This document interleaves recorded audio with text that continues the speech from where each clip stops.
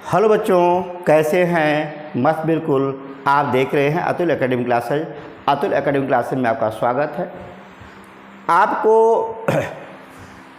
Aldehyde के गुण बताए जा रहे थे, केवल एल्डिहाइड के गुण।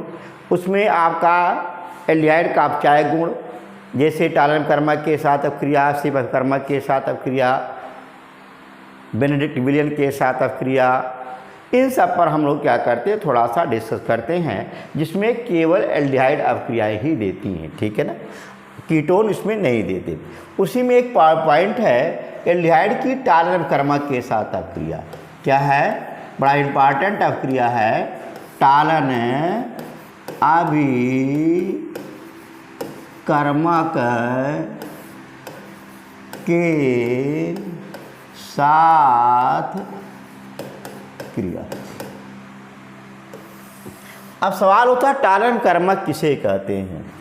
अमोनिकल सिल्वर नाइट्रेट विलयन को टालन अभिकर्मक कहते हैं, अर्थात NH4OH और प्लस AgNO3 के मिश्रण को क्या कहते हैं? टालन अभिकर्मक कहते हैं। ये प्रतिस्थापन उत्पाद भी बनाता है और उसका कॉम्प्लेक्स कंपाउंड भी बनाता है। आप देखेंगे, यहाँ पर ध्यान दीजिएगा, यहाँ जो होता है आपका पहले प्रतिस्थापन उत्पाद देता है, AgOH बनता है प्लस अमोनियम नाइट्रेट बनता है। और ये क्या है, जो AgOH होता है अमोनियम हाइड्रोक्साइड की अधिकता में घुल करके, और आपका जो बनाने वाला कंपाउंड होता है एक कॉम्प्लेक्स बनाता है, संकर यौगिक बनाता है, NH3 का होल ट्वाइस पॉजिटिव और क्या है OH निगेटिव के रूप में। ध्यान दीजिएगा, ये क्या करता है, AgOH अमोनियम हाइड्रोक्साइड की अधिकता में घुल करके डाईएमीन सिल्वर हाइड्रोक्साइड बनाता है। ये आपका कॉम्प्लेक्स होता है। इसका मेन चीज़, कभी भी ऑब्जेक्टिव क्वेश्चन पूछा है टालन अभिकर्मक किसे कहते हैं, ऑब्जेक्टिव दिया रहेगा। अगर ये दिया है तो भी टालन अभिकर्मक है, ये दिया है तो ये भी टालन अभिकर्मक है। आप देखोगे, अगर AgOH को हम गर्म करते हैं, ये भी ऑलरेडी टूटेगा किसमें, Ag2O प्लस क्या है H2O में। ध्यान देना। अब सिल्वर ऑक्साइड को हम लोग क्या कहते हैं, इसको भी टालन अभिकर्मक ही कहते हैं। उच्च ताप पर गर्म करोगे पूरा का पूरा ऑक्सीजन गायब हो जाएगा, ये भी याद रखिएगा। ठीक है, पूरा का पूरा क्या हो जाएगा, उसमें उच्च ताप पर ऑक्सीजन गायब हो जाता है। Ag2O ने Ag के रूप में भी ये कन्वर्ट हो जाता है और ऑक्सीजन गैस भी बनता है। लेकिन यहाँ पर निम्न ताप पर ही क्या होता है, सिल्वर ऑक्साइड में डिकम्पोज हो जाता है। ठीक है, आप एक चीज़ देखेंगे, इसको भी टालन कर्मक कहते हैं। हम जो रिएक्शन पढ़ाते हैं आपको, इसी से अक्सर आप लोग बुक में देखे होंगे Ag2O के साथ क्रिया। लेकिन आप देखिए, ये भी टालन अभिकर्मक है, ये भी टालन अभिकर्मक है और ये भी टालन अभिकर्मक है। दिमाग में रखिएगा इस चीज़ को। अगर पूछ लेता है टालन अभिकर्मक है तो याद रखिए तीनों पर है, इसके अलावा अगर कोई होगा तो नहीं होगा। देखिए, अगर एल्डिहाइड और कीटोन को, एल्डिहाइड को यदि हम टालन अभिकर्मक के साथ क्रिया कराते हैं, है ना, एल्डिहाइड को अगर हम टालन अभिकर्मक के साथ क्रिया कराते हैं, उस अवस्था में आपका कार्बोक्सिलिक एसिड बनता है और रजत दर्पण बनता है। देखेंगे,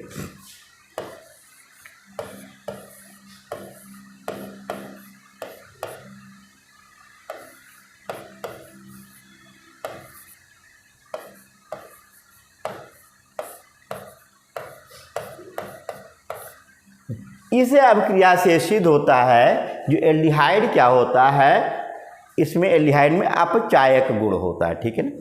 अगर यहीं पर देखो, फार्मेल्डिहाइड के साथ अगर क्रिया कराते हो टालन अभिकर्मक का Ag2O का, उस अवस्था में आपका जो बनने वाला कंपाउंड फार्मिक एसिड होगा और क्या बनेगा, रजत दर्पण बनेगा। यानी कि एक ऐसे ट्यूब होगा, ट्यूब बिल्कुल काला दिखाई देगा और एकदम बिल्कुल शीशा के समान दिखाई देगा। आप अपने चेहरे को भी इस पर क्या कर सकते हैं, देख सकते हैं। ठीक, अगर यही आप देखोगे एसिटेल्डिहाइड लेते हैं CH3CHO और इसकी क्रिया हम Ag2O से करा देते हैं, टालन कर्मक के साथ कराते हैं, उस अवस्था में भी आपका जो बनने वाला कंपाउंड होता है एसिटिक एसिड होता है और आपका रजत दर्पण बनता है।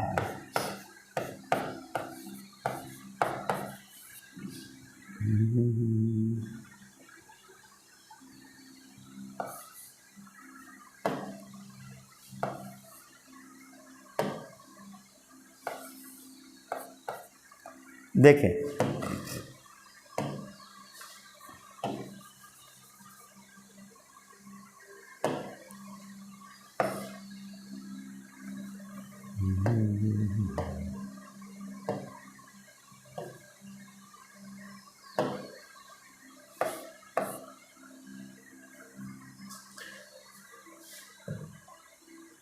देखिए बात कंफर्म हुआ। अब इसी पर थोड़ा सा आगे बढ़िए।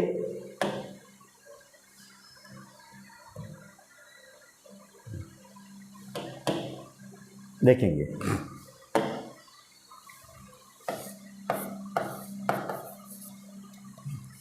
चले, ये आप देखिएगा, ध्यान दीजिएगा। बहरहाल तो बताया गया Ag रहेगा, थोड़ा सा लिखने में गड़बड़ी हुआ था, इसी नाते आपको थोड़ा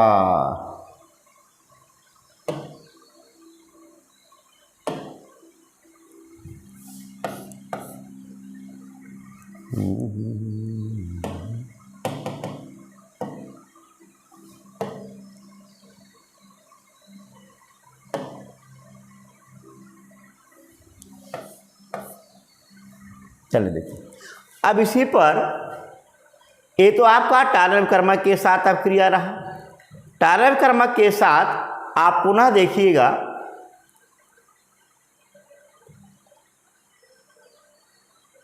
देखें टालन कर्मक के साथ आप याद रखिएगा अगला जो होता है फेलिंग विलेन के साथ अब क्रिया। लेकिन और में देखिए टालन कर्मक के साथ है कि कोई ऐसा कोई जरूरी नहीं कि एल्डिहाइड ही अब क्रिया करता हो। टालन कर्मक के साथ ऐसे एल्डिहाइड भी अब क्रिया करते हैं, ऐसे कीटोन भी अब क्रिया करते हैं जिस पर अल्फा हाइड्रोजन परमाणु उपस्थित होता है। लेकिन वहाँ पर एक ही चीज़ होता है, जैसे देखोगे यहाँ पर ध्यान देना, जैसे देखो CH3CO, यहाँ पर CHOH और क्या है CH3। ये भी टालन कर्मक के साथ अब क्रिया करेगा, दिमाग में रखिएगा। ये भी क्या है टालन कर्मक के साथ अब क्रिया करेगा। आपका जो बनेगा यहाँ पर देखो, यहाँ पर एक ही कार्बोक्सिलिक एसिड नहीं बनता है, डाइओन बन जाता है, कीटोन बन जाता है। याद रखिएगा यहाँ पर जो बनने वाला कंपाउंड CH3CO और क्या है CH3 प्लस क्या बनता है Ag।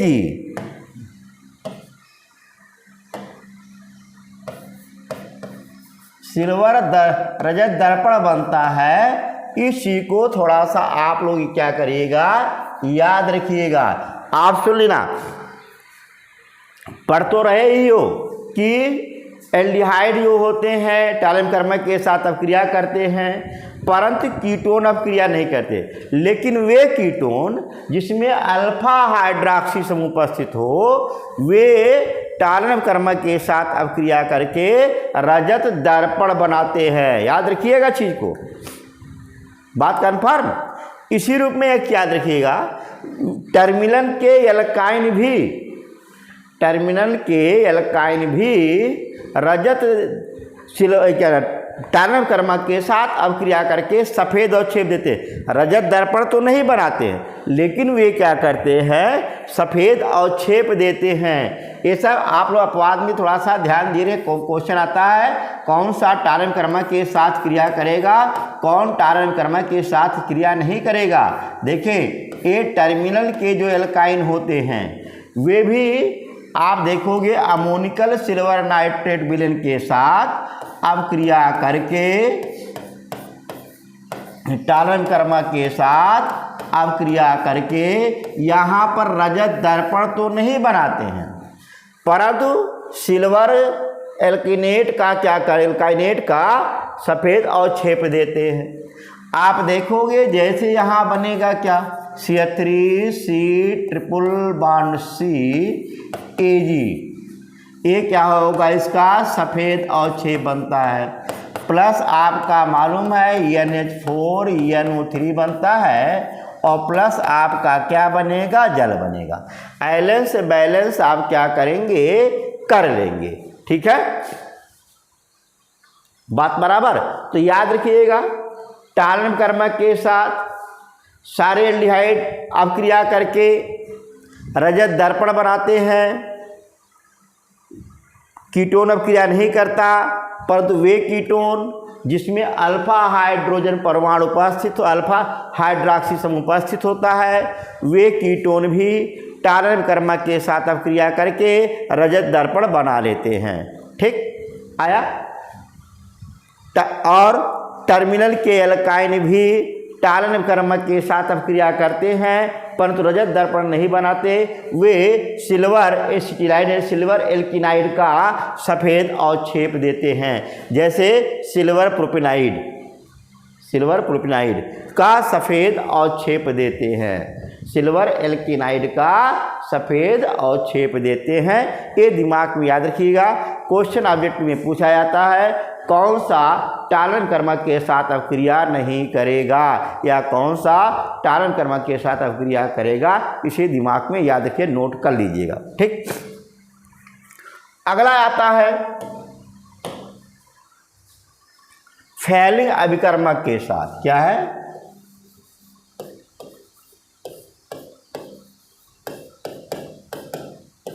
फैलिंग अभिकर्मक के साथ। अब सवाल होता है फैलिंग अभिकर्मक क्या होता है, फैलिंग ए क्या होता है, फैलिंग बी। इसमें दो पार्ट होते हैं। फैलिंग अभिकर्मक किसे कहते हैं, इसके बारे में ही बताता हूँ। इसके दो होते हैं, एक फैलिंग ए होता है और दूसरा फैलिंग बी होता है ना। फैलिंग ए क्या होता है, एक कॉपर सल्फेट का जलीय विलयन होता है।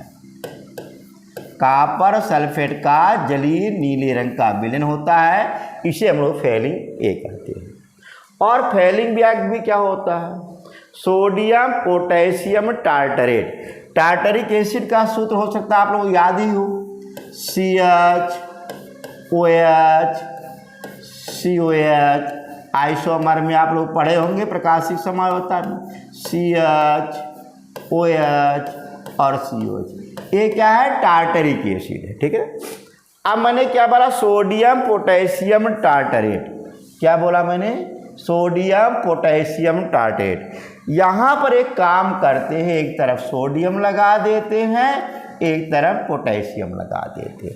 ये सोडियम पोटेशियम टार्टरेट का क्षारीय विलयन यानी NaOH, इसे हम लोग क्या कहते हैं, फैलिंग बी कहते हैं। ध्यान देना, फैलिंग ए और फैलिंग बी।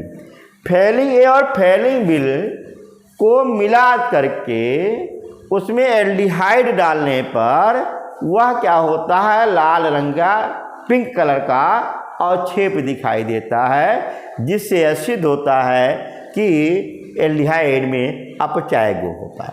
इसे ऐसे ये भी कॉम्प्लेक्स बनाता है दोनों मिलकर के। ठीक है, कॉम्प्लेक्स के बारे में डिस्कस नहीं करते हैं। इसे जनरली हम लोग क्या करते हैं, CuOH का होल ट्वाइस से प्रदर्शित करते हैं, या इसे हम लोग क्या कहते हैं, CuO से रूप में निरूपित करते हैं। अगर एल्डिहाइड और एल्डिहाइड को फैलिंग अभिकर्मक के साथ क्रिया कराते हैं, जैसे देखो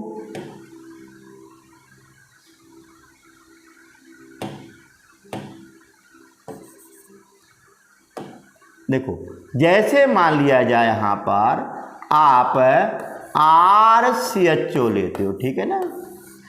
अगर फैलिंग अभिकर्मक के साथ अपक्रिया कराते हो, उस अवस्था में आप देखोगे ये आपका कार्बोक्सिलिक एसिड बनेगा और CU2O का लाल अवक्षेप बनेगा। आप देखोगे यहाँ ये अपचायक की कार्य कर रहा की तरह कार्य कर रहा है, क्योंकि इसका ऑक्सीकरण हो रहा है और यहाँ CO डबल पॉजिटिव से सिंगल पॉजिटिव में जा रहा है, यानी ये अब क्या है, इसका ऑक्सीकारक की तरह कार्य कर, ये क्या अपचायक की तरह कार्य कर रहा है, ये दिमाग में रखिएगा। जैसे आप यहाँ पर अगर फॉर्मेल्डिहाइड की अभिक्रिया फैलिंग अभिकर्मक के साथ कराते हैं तो आपका जो बनने वाला कंपाउंड फार्मिक एसिड बनता है और क्यूपरस ऑक्साइड का लाल अवक्षेप प्राप्त होता है। इसी तरीके से अगर हम क्या करते हैं, एसीटल्डिहाइड को फैलिंग अभिकर्मक के साथ क्रिया कराते हैं, उस अवस्था में आपका एसिटिक एसिड और आपका क्या है, क्यूपरस ऑक्साइड बनता है जिसका लाल अवक्षेप होता है।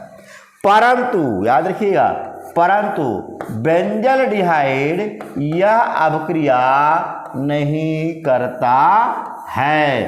अगर इस एरोमेटिक एल्डिहाइड और एलिफेटिक एल्डिहाइड में अगर विभेद पूछा जाए तो आप ये भी लिख सकते हो कि ये जो एलिफेटिक एल्डिहाइड होता है वो फैलिंग अभिकर्मक के साथ अभिक्रिया करके लाल अवक्षेप देता है, जबकि एरोमेटिक एल्डिहाइड जो होता है फैलिंग अभिकर्मक के साथ अभिक्रिया करके लाल अवक्षेप नहीं देता है, यानी अभिक्रिया ही नहीं करता है।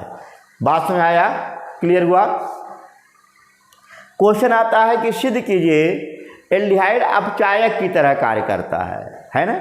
चाहे आपको कोई एल्डिहाइड हो, यहाँ तक ग्लूकोज की भी बात होती है कि ग्लूकोज एक अपचायक शर्करा है, तो इनके साथ हम क्रिया करा देते हैं एल्डिहाइड और कीटोनों के क्या नाम फैलिंग अभिकर्मक या टार अभिकर्मक, फैलिंग बिलियन या टार अभिकर्मक के साथ उसका क्या होता है, ऑक्सीकरण हो जाता है, जिससे सिद्ध होता है कि वह क्या है, अपचायक की तरह कार्य करता है। बात कन्फर्म, क्लियर। अगला देखोगे, ध्यान देना,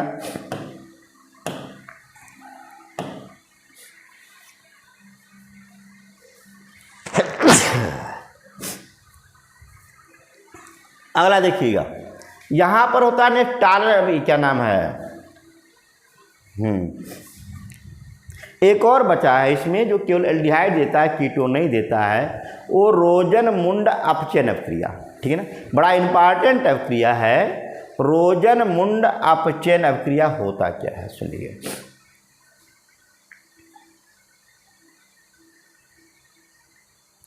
देखें, इसमें नहीं, ये तो एल्डिहाइड है ना, हाँ, इसमें एक और अभिक्रिया आपकी जो बची हुई है, टिसनको अभिक्रिया, सॉरी रोजनमुंड टिसनको अभिक्रिया में आप देखेंगे टिसनको अभिक्रिया होता क्या है।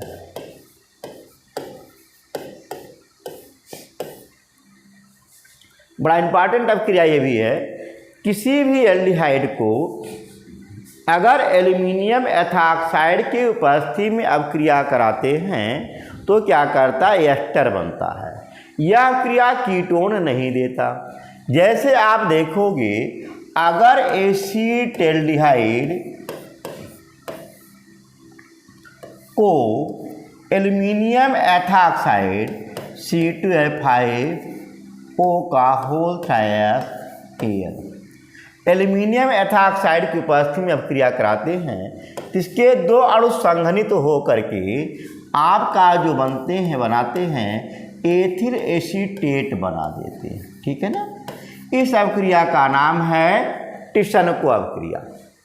यहाँ पर जो है एल्डिहाइड का ऑक्सीकरण और अपचयन दोनों होता है। ऑक्सीकरण होकर के कार्बोक्सिलिक एसिड बनता है और अपचयन होकर के अल्कोहल बनता है, जो पुनः एस्टरिफिकेशन के द्वारा एस्टर का निर्माण कर लेते हैं। जैसे अगर मान लो फॉर्मेल्डिहाइड देते हैं, SCHO देते हैं, इसकी भी अभिक्रिया हमें काम करते हैं एल्यूमिनियम एथॉक्साइड की उपस्थिति में अभिक्रिया कराते हैं। इसके दो मॉलिक्यूल संघनित होते हैं और आपका जो बनाते हैं मेथिल फॉर्मेट बना लेते हैं। क्या है, मेथिल फॉर्मेट बना देते हैं, SCOCH3। बात कन्फर्म। ये आपका क्या है, टिशनकोव अभिक्रिया होता है। क्वेश्चन पूछा जाता है कि टिशनकोव अभिक्रिया में एल्यूमिनियम एथॉक्साइड का कार्य क्या होता है। इसको ऑक्सीकरण का भी कार्य करता है, चैक की भी कार्य करता है। अगर इसका ऑक्सीकरण होता है, ऑक्सीकरण हो करके आपको मालूम है फार्मिक एसिड बनता है, और अपचयन हो करके उसी का अल्कोहल बनता है।